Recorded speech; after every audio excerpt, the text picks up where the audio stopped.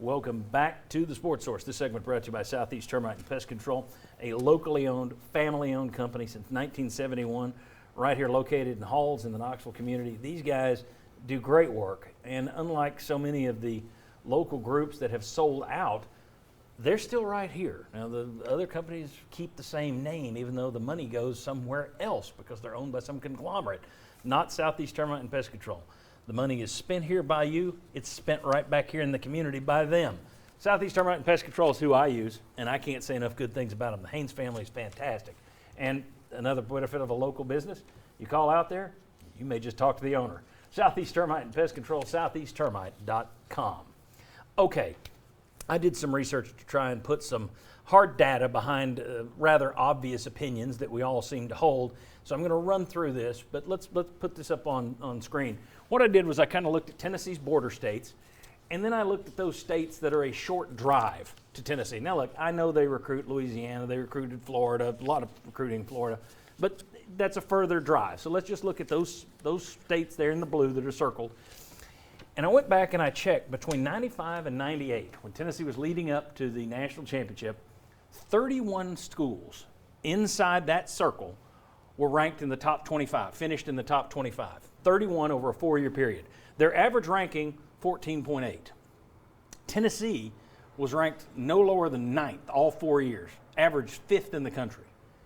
Fast forward 2018 to 2021, 41 schools in that circle have been ranked in the top 25. So 10 more schools, 2 more per year, a little more than 2 a year.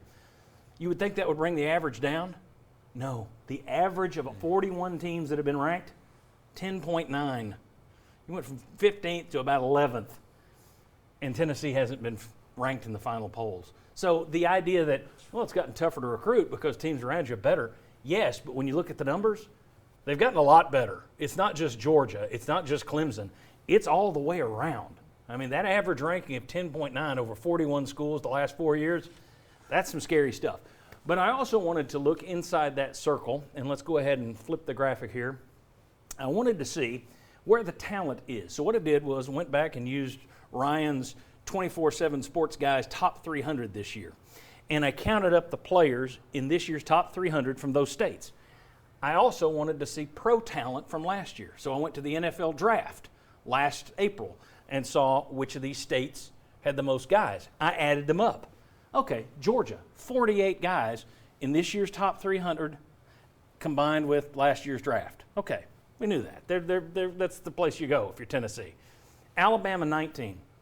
North Carolina, 18. Ohio, 17. Virginia, 16. Tennessee, this is so different from when it was 10, 15 years ago. 15 on that list. Indiana, 13. I realize that's a bit more of a drive for Tennessee, but you get the gist. It drops down all the way down there. You can see it. It starts on the left and counts down on the right. But you look at that targeted area, and Ryan, I brought this up because we know, you and I talked about this, and I ask you, where are the areas you would recruit if you're Tennessee? And you're like, look, you got to hit Nashville, you got to own Memphis, you got to do Atlanta, North Carolina, and Florida. That's your top 5. And I pointed out, I would be looking at Virginia and Ohio. Now, Kentucky has made Ohio theirs. It would have been good if Mark Stoops had left, because Tennessee, over the years, just over the last 35 years, Darrell Hardy, Tim McGee, Peerless Price, Michael Munoz, Jeremy Lincoln, Chuck Webb, Antonio Reynolds, Dylan Wiseman, a lot of starts there and a lot of stars from the state of Ohio. And Virginia, they just changed coaches at Virginia Tech. Virginia just changed coaches. Both those wide open. Mac Brown's been going in there, and yet North Carolina had a bad year. If I'm Josh Heupel, I'm looking at Virginia because listen to these Tennessee names. Todd Kelly, Gerard Mayo, Darrell Taylor, David Martin, Todd Kirk, Mark Hovanek, Justin Hunter. These guys went the JUCO route, but Charlie Garner and Kelly Washington are also Virginia guys. If I'm Tennessee, I'm looking Virginia and Ohio, and if I can get back into South Carolina somehow where they used to own that state before Clemson improved, and you're seeing South Carolina do well, I'm looking at South Carolina as well.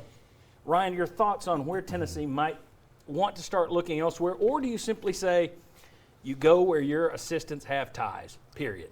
I think it's even bigger than that. I think you cast such a wide net at Tennessee. They have to recruit coast to coast. You go wherever you draw interest. And if you have a chance at a guy in Virginia, you go after him. If you have a chance at a guy in Illinois, you go after him. And this staff so far, I think, has done that. To your point, though, I do think Virginia is a state where there's been some hit and miss success over the years, but you do have to try. Alabama's gone up there, Penn State, North Carolina. A lot of teams go there when there's big-time talent. Tennessee's got to be involved with those players more. Mac Brown's made it tougher at North Carolina, but the Carolinas, Virginia, those are two that Tennessee has not gotten enough out of in recent years. Got to start to change that, although, again, the Carolinas with North Carolina and Clemson, that job's gotten a lot tougher the past 5 years. Vince, anything stand out to you about those numbers? Yes. Three of the states, the top states in terms of numbers outside of Georgia, Virginia, North Carolina, Alabama, Tennessee has 0 current commits in this upcoming class from those 3 states. Doesn't mean they haven't tried, but they're not getting those kind of guys, at least early. Maybe that will cash in later, but you got to take advantage of those states. And this kind of goes back to the in-state conversation with Marlon.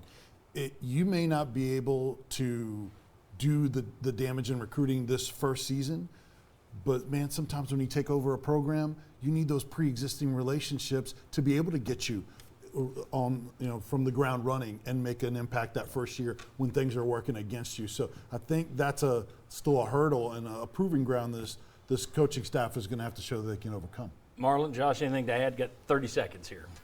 Yeah, I mean, all those states, I agree. Go to Virginia, go to the Carolinas, and try your hardest. But I go back to the first graphic you showed. Yeah. You have a but with all those states that you didn't have in the 90s. Except for Virginia. That's why I would really target Virginia, because the turnover they've got right now, there might be an in there, and there's not some dominant Virginia Tech used to be that top 10 program. Now it's not. So that's the one. The rest of them, though, you're right. I mean, you worry about Clemson. They're having one down year. I don't think they're done. South Carolina, you can't let Shane Beamer stay neck and neck with your recruit. You're going to have to beat him back, even, whether it's in that state or just period. That's one where Missouri, the same thing. We talked about them earlier. Yep. If you're wanting to separate yourself and be Tennessee again, Marlon, you can't be recruiting in the same zone with those guys.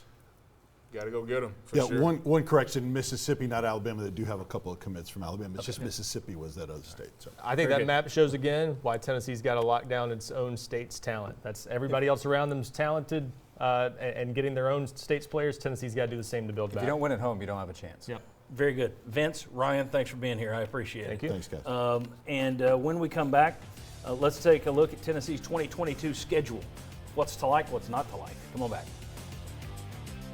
Christmas, Christmas.